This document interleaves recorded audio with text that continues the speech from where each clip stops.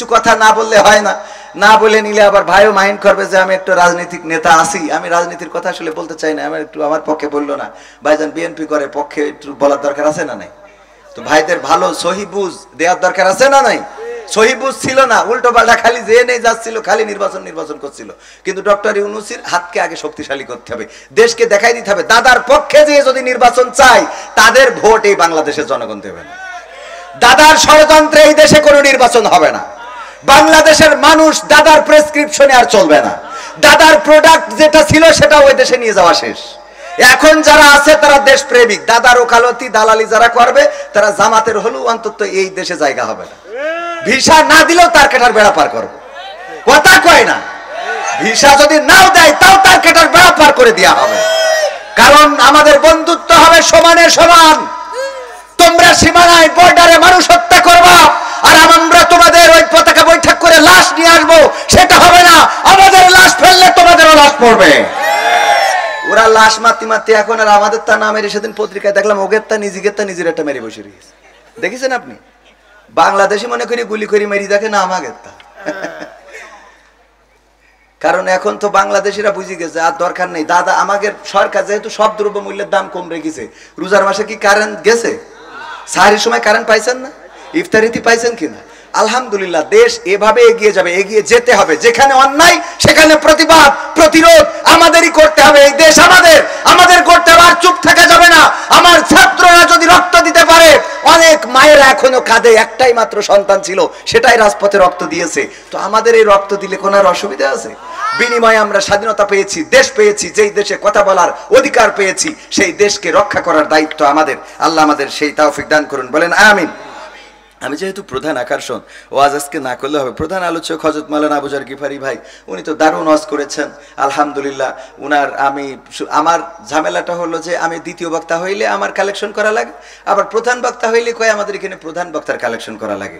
মানে আমি ওয়াজ করতে যেয়ে যে কত অভিজ্ঞতার মধ্যে পড়েছিস তা সে বলে বোঝানো যাবে না। পাবনায় গেলাম, আমি মনে করি পাবনার লোক একটু বোঝে কম। ও মা না, ওরা হইলো অন্য দেশের পাগল নিয়ে যে ভালুকের বাড়ি পাঠাই দেয়। আমার দাওয়াত দিয়েছে, আমি বললাম যে যাই করেন তাই করেন, আমার কিন্তু 10টা স্টেজ দেবেন, আমি 12টার মধ্যে শেষ করবো। বলছে হুজুর আসেন, অসুবিধা নেই। যাওয়ার পরে এবার আমার 12টার সময় তুলি বলছেন নেন এবার কটায় শেষ করবেন করেন। 12টার মধ্যে সেরকম আমি বলেছি যে 10টায় উঠালেই 12টায়, যদি 10:30টায় উঠান তাও 12টায়, 11টায় উঠাইলেও 12টায়, যদি 11:30টায় উঠান তাও 12টায়। আমার 12টার পরে উঠাই দেখি হুজুর কটায় উঠান, কটায় শেষ করেন। বুদ্ধি আছে না নাই? তো এই যে এই জাতীয় কোনো জায়গায় গেলে কয় ভাই এখানে বিশেষ বক্তা কালেকশন করে, আমি যদি বিশেষ বক্তা হই, আর যদি প্রধান বক্তা হই কয় ভাই প্রধান বক্তা কালেকশন করে। আমার ভাইজান যিনি আসছেন আবু যর গিফারি ভাই, উনি ছিলেন প্রধান আলোচক, উনি একটু এই কাজটা করে দিয়ে গেলে লাস্টে যারে উঠানো হয় তারে দিয়ে কালেকশন করাইতে হয় না, কারণ তারে দিয়ে কালেকশন করাইলে লোকজন ঠাস করে উঠে চলে যায়। এটা মানেন আর না মানেন, অভিজ্ঞতার আলোকে বলতেছি। আমি বিশেষ বক্তা আমারে করে দিতেন, আমি এসে 8টার সময় থেকে 10টা পর্যন্ত ওয়াজ করি, কালেকশন করি, টাকা তুলে আপনাদের দিয়ে আমারটা নিয়ে বাড়ি চলে যেত। মানে এখানে তো অন্য জায়গায় আমি অগ্রিম কমপ্লিট বুঝে নিয়ে তারপরে যাই, এখানে বাড়ির কাছে তো এই জন্য করি না। খুব খারাপ অবস্থা যাচ্ছে, দাদা বাড়ি তো একটু বেশি করে দেবেন, আল্লাহ কবুল করুন, বলেন আমিন। তো যাই হোক, আমার মতো এত সরল সোজা, এত সোজা সাপটা কথা কেউ বলবে না। এত সোজা সাপটা কথা বলার জন্য বুকির জজবা থাকা লাগবে। আমি করি অন্যায়, এমনি পাপের সীমা নেই, তারপরে যদি মিছে কথা বলি, অনেকেই স্ট্যাটাস দেয় আমি কোরআনের দাওয়াত নিয়ে আজকে চললাম রাজশাহী। তো তোর দাওয়াত টাকা না দিলে তুই রাজশাহী তো তোর জীবনে জাতি দেখিনি। রাজশাহী কি তুই তো আমাকে ছুটি পুরো আসিস না, কথা কয় না। ও কোরআনের দাওয়াত নিয়ে চলে যাচ্ছে রাজশাহী, টাকা না দিলি তো আসে না, বলেন ঠিক না ভাই? ঠিক। তো যাই হোক, আজকের এই মাহফিল কিসের উদ্যোগে? 12তম বাৎসরিক তাফসীরুল কুরআন মাহফিল পদ্মপুকুর দারুস সালাম কুরআনিয়া হাফিজিয়া ও এতিমখানার উদ্যোগে। এই মাহফিলের শ্রদ্ধাভাজন সভাপতি রয়েছেন জনাব মোহাম্মদ আব্দুল আজিজ খোকন সাহেব, যিনি সভাপতি পদ্মপুকুর দক্ষিণপাড়া জামে মসজিদ, এবং আজকের প্রধান অতিথি হিসেবে রয়েছেন আমার পাশে জনাব শ্রদ্ধাভাজন বড় ভাই মোহাম্মদ আশফাকুজ্জামান খান রনি। এছাড়া আলোচনা করেছেন হযরত মাওলানা আবু যর গিফারি, আলোচনা করেছেন অত্র অঞ্চলের আরও অন্যান্য উলামায়ে কেরাম। পরিচালনায় রয়েছেন মোহাম্মদ আব্দুর রহমান, যিনি পরিচালক রাজাতুল জান্নাত মহিলা মাদ্রাসা। এছাড়া আমার সামনে উপবিষ্ট দিনদার ইমানদার মুসলমান ভাই বাবাজিরা, পর্দার অন্তরালে আমার মা এবং বোনেরা, সবাইকে অন্তর স্থল থেকে আনুষ্ঠানিকভাবে সালাম জানাচ্ছি, আসসালামু আলাইকুম ওয়া রাহমাতুল্লাহ। আল্লাহর শুকরিয়া আদায় করছি যে মহান রব দয়া করে মায়া করে আমাদেরকে মানুষ হিসাবে সৃষ্টি করেছেন, আজকের এই পরিবেশে আসার বসার তৌফিক দান করেছেন। যেই সময় পদ্মপুকুর হাসপাতালে অনেকেই আছে মৃত্যু যন্ত্রণায় কাতরাচ্ছে, এখানে না থাকলেও সদরে আছে, যে আল্লাহ এতগুলো মুসিবত থেকে মুক্ত রেখে এখানে এসে বসার তৌফিক দান করেছেন, সেই রবের শুকরিয়া আদায় করে সবাই পড়ছি আলহামদুলিল্লাহ। আল্লাহর শুকরিয়া আদায় করলে আল্লাহ রাব্বুল আলামিন নিয়ামত বাড়িয়ে দেন, বলেন সুবহানাল্লাহ।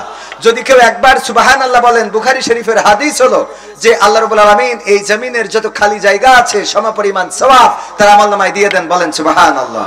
সুবহানাল্লাহ বললে কোনো অসুবিধা নাই, সুবহানাল্লাহ, আলহামদুলিল্লাহ, লা ইলাহা ইল্লাল্লাহ, আল্লাহু আকবার, যদি কেউ একবার এই চারটা কালিমা পড়ে আল্লাহ রাব্বুল আলামিন তার জন্য জান্নাতে একটা বীজ বপন করে দেন, যেটার চারা হয় এবং পরকালে ওই জান্নাতের গাছের ছায়াতলে সেই স্থান পাবে। আল্লাহ নবী সাল্লাল্লাহু আলাইহি সাল্লাম বর্ণিত হাদিস। সম্মানিত ভাইরা, এই জন্য আল্লাহ রাব্বুল আলামিনের জিকির করা, তার তাসবিহ জপা, আমরা এগুলো না জপে এখন তো অনেকেই অনেক রকম জিকির বানাই নিয়েছি, কেউ হ্যাঁ হ্যাঁ করে, কেউ এই করে তাই করে, কত রকম জিকির। জিকির শয়তান ফেল মেরে জিকির মানে ভয় পেয়ে গেছে যে এটা কি, এই জিকির আছে না নাই? শয়তান কয় তোরা থাক বাংলাদেশে, আমি চলে গেলাম, কারণ আমার আর এখানে কোনো ডিউটি নেই, তোরা যা করছিস তাতে আমার আর কোনো ডিউটি আছে না নাই, এরকম। এরপরে আমি একটা জিনিস সেদিনও আলোচনায় বললাম, আমার একটা বিষয় মনে হতো যে শয়তান কি আসলে রোজার মাসে কি বাইন্ধে রাখে, মানে ওর কি শৃঙ্খলিত করা হয়? তো আমি ঈদের দিন প্রমাণ পাইছি যে আসলেই ওর বেঁধে রাখা হয়, ওর ঈদের দিন ছেড়ে দেওয়া হয়। কারণ ঈদের দিন আমি যা উদো চ্যাংড়াতে যা দেখলাম আর মহিলাদের মেয়েদের যা দেখলাম, তাতে আমার বোঝা শেষ যে ঠিকই শয়তানা ছেড়ে দিয়েছে, ও একদম এসে গ্যাটিস মেরি গিয়ার দিয়ে সব রাস্তায় নামাইতেছে, ঠিক না বেঠিক? গোয়াতখালি আমি যাওয়ালো, আমি ওই দিন আবার আরেক জায়গায় দাওয়াত ছিল, জনখার থেকে ছিল দুইটা, ওই দিন আবার দুইটা প্রোগ্রাম ছিল, যাই হোক প্রোগ্রাম ছিল, চলে গেছিলাম ঈদের দিন। তো সব মিলাই এই যে অবস্থাগুলো দেখেছেন না, আর মা বোনদের ধৈর্য আছে, আমি ধৈর্য পাইছি শয়তানের ধৈর্যের উপরে ধৈর্য আমি কারো দেখি নাই। আপনাদের মনে হয় আল্লাহ বলেছে কি, ইন্নাল্লাহা মাআস সাবিরিন, আল্লাহ ধৈর্যশীলকে পছন্দ করে, এবং সেই ধৈর্যশীল শয়তানের উপরে আমি একটাও পাই নাই। কারণ এই শয়তান দেখেন, আশফাকুজ্জামান খান রনি ভাই এখন নামাজ রোজা করে, আল্লাহ লাগিরি করতেছে, এই জন্যই শয়তান কোনোদিন মনে করবে না যে ও যেহেতু বিএনপি করতে এখন জামাত মার্কা হিগে যা করে আর আমি ধোকা দেবো। কথার কথা, মানে আল্লাহর রাস্তায় যে চলেন, টুপি দিয়ে দাড়ি দিয়ে চলছেন, শয়তান এটা মনে করে না যে যেহেতু সে নামাজি হয়ে গেছে তাহলে ওর আর ধোকা দেব না, এটা মনে করে? কথা কয় না। শয়তান কি এটা মনে করে? একজন নামাজি যখন মসজিদে যায়, নামাজি হয়ে গেছে, শয়তান কি মনে করে ও নামাজ পড়ে আর ওর ধোকা দেব না? বরং শয়তান ওর পিছনে লেগে থাকে মৃত্যুর আগ পর্যন্ত, যখন সে মারা যাবে তখনও তার পিছনে লেগে থাকে যে কি করে ওর ওই জায়গা থেকে ফিরিয়ে আনা যায়, ঠিক না বেঠিক? হ্যাঁ। এরপরে দেখেন মা বোনদের কথা বলছিলাম, আমার মা বোনেরা এই ঈদের দিন বেরোলো, মাথার মধ্যে যে কটা সিফটি পিন আর পেরেক মারা, এত পেরেক মারার ধৈর্য পুরুষদের আছে বলে আমার মনে হয় না, বলেন? বরং পুরুষরা কি খোঁজে, একটা গোল গলা গেঞ্জি ঠাস করে গলায় পরাই দেবে, বুতাম লাগানোরও টাইম নেই, বুতাম যেন না লাগানো লাগে, আর বুতাম যদি থাকে তাও খুলে থুয়ে দেবে, এর দুটো লাগাই দিয়ে যায়, এগুলো খোলা, কলারটা ভাঁজ দিয়ে সুন্দর করে রাখবে, তাও টাইম নেই যুবকদের, কথা কয় না। আর মা বোনেরা সিফটি পিন তো সিফটি পিন, এগুলো লাগাইছে, উন্নাটা ভালো উন্না ভাঁজ করে করে 4 তালা বানাইছে, 7 তালা বানাই, তারপরে যে লিপস্টিকের বাইরে দিয়ে আবার তার কাটার বর্ডার এমনি দিয়ে চিকন করি, এত কায়দা করি, ও তো দ্বিতীয় একটা ধৈর্য দরকার আছে, বলেন? এরপরে কি করে, তারপরে যে পোশাক আশাক মেকআপ করিয়েছে সুন্দর করে সাদা করি, তারপরে আবার একটু লাল মেরি দেশ। বলছেন যে হুজুর আপনি এত খেয়াল করে দেখেন, বাবারে চোখের সামনে তো পড়ে, ধৈর্য আছে না নাই? তো শয়তান ছেড়ে দিয়া রোজার মাস চলে গেল, আত্মসংযমের মাস, এত আত্মসংযম করলাম যে আমরা ডিজে পার্টি বাজাই, ডিজের বড় বড় পিকআপ গুলোতে স্পিকার ভাড়া করে নিয়ে সেখানে আমার যুবকেরা, তরুণেরা, কিশোরেরা এত নাচানাচি করছে, গাড়ি থেকে পড়ে যাচ্ছে, মারা যাচ্ছে, হাসপাতালে যাচ্ছে। অন্য ধর্মাবলম্বীরা চিন্তা করতেছে এইরাম ঈদ না আসাই ভালো, কথা কয় না। এটা কি মুসলমানের অনুষ্ঠান হচ্ছে? এদের জন্য আমাদের প্রতিবাদ প্রতিরোধ করার মতো মানুষ আছে? এই সমাজে প্রতিবাদ প্রতিরোধ করার মতো কোনো মানুষ দেখি না। দুঃখ লাগে যে এইগুলো বাধা দেওয়ার মতো মানুষ নাই, বরং এইগুলো করানোর জন্য মানুষ আছে। ছুটিপুরে আমি মাহফিলের আয়োজন করলাম, বিভিন্ন দোহাই দিয়ে আইন দিয়ে বন্ধ করা হলো, মাহফিলের দিন বন্ধ করা হলো। আজকে সেখানে নোবেল এসে নাচা গাওয়া করতেছে, মেয়ে ছেলে একসাথে, একটা মানুষ পাইলাম না এই অনুষ্ঠানের বিরুদ্ধে কথা বলার।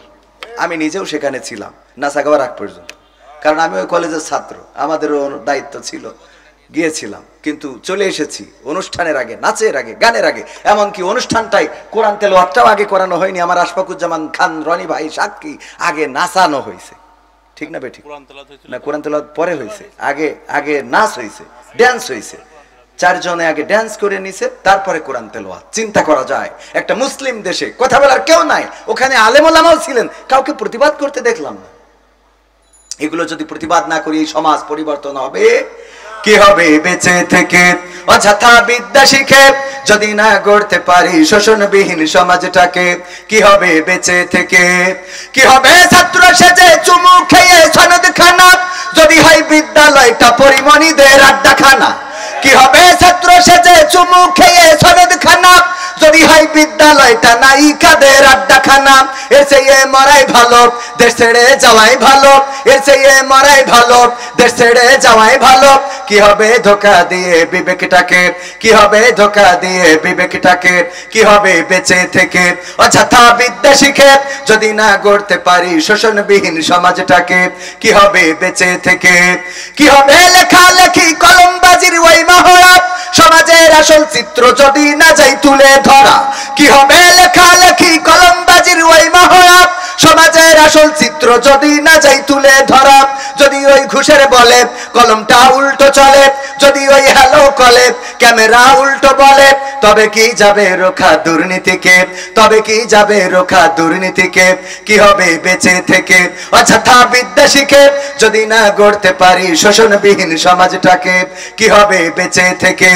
কি হবে যুবক নামের বোঝা হয়ে এই ধরাতে, যেখানে মা বোনেরা ধর্ষিতা হয় দিনে রাতে?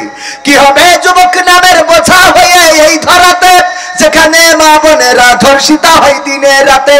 যৌবনের সার্থকতা ঘুচিবে সকল ব্যথা, যৌবনের সার্থকতা ঘুচিবে সকল ব্যথা।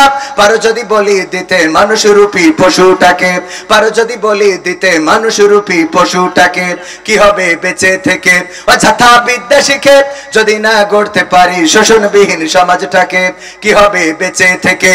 কি হবে নামাজ রোজা ইমানদারির বড়াই করে কোরআনের খাদেম যারা, তারা যদি থাকে কারাগারে?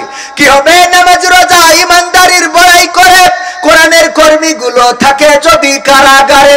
মসজিদের কোণে বসে জিকির যত করো কষে, মসজিদের কোণে বসে তাসবিহ যত টানো ঠেসে, এভাবে যাই না পাওয়া আল্লাহকে, এভাবে যাই না পাওয়া আল্লাহকে? কি হবে বেঁচে থেকে অযথা বিদ্যা শিখে যদি না গড়তে পারি শোষণবিহীন সমাজটাকে? কি হবে বেঁচে থেকে? কি হবে, কি হবে ইমাম হয়ে, কি হবে আলেম হয়ে ইমাম সেজে মসজিদেতে, পারো যদি সত্য কথা উচ্চ স্বরে না বলিতে? এমন ইমাম আছে না নাই? হক কথা উচ্চ স্বরে বলে না, জায়গা বুঝে লাইন বুঝে কথা বলে। যেই কথা বললে মার খাওয়া লাগবে না, যেই কথা বললে ইমামতি যাবে না, যেই কথা বললে বেতন বেড়ে যাবে, এরকম কথা বলে এমন ইমাম আছে না নাই? এমন ইমাম হওয়া যাবে না। হক কথা স্পষ্ট করে বলতে হবে। রিজিকের মালিক কোন মসজিদের সভাপতি নন, রিজিকের মালিক কোন মসজিদের সেক্রেটারি নন, রিজিকের মালিক কোন মসজিদের ম্যানেজিং কমিটি নন। রিজিকের মালিক কে? কি হবে আলেম হয়ে ইমাম সেজে মসজিদেতে, পারো যদি সত্য কথা উচ্চ স্বরে না বলিতে? চাকরির ভাই করো যদি ছেড়ে দাও ইমামতি, চাকরির ভাই করো যদি ছেড়ে দাও ইমামতি। কি হবে ধোকা দিয়ে আল্লাহকে, কি হবে ধোকা দিয়ে আল্লাহকে? কি হবে বেঁচে থেকে অযথা বিদ্যা শিখে যদি না গড়তে পারি শোষণবিহীন সমাজটাকে? কি হবে বেঁচে থেকে? কি হবে নেতা হয়ে জনবলে ঘাড় ফুলিয়ে রাজপথ গরম দেখে যদি থাকো ঘরে শুয়ে? এমন নেতা আছে না নাই? রাজপথ গরম দেখলে নেতারে আর রাজপথে পাওয়া যায় না। এই নেতা দেখার জন্য গোটা সংসদটা দেখলেই তো হয়ে যায়। শেখ হাসিনা থেকে শুরু করে গোটা এমপি মন্ত্রী সব একবারে চলে গেছে একযোগে। আমাদের উপজেলা চেয়ারম্যান, ভাইস চেয়ারম্যান, ইউনিয়ন পরিষদের চেয়ারম্যান একযোগে চলে গেছে না?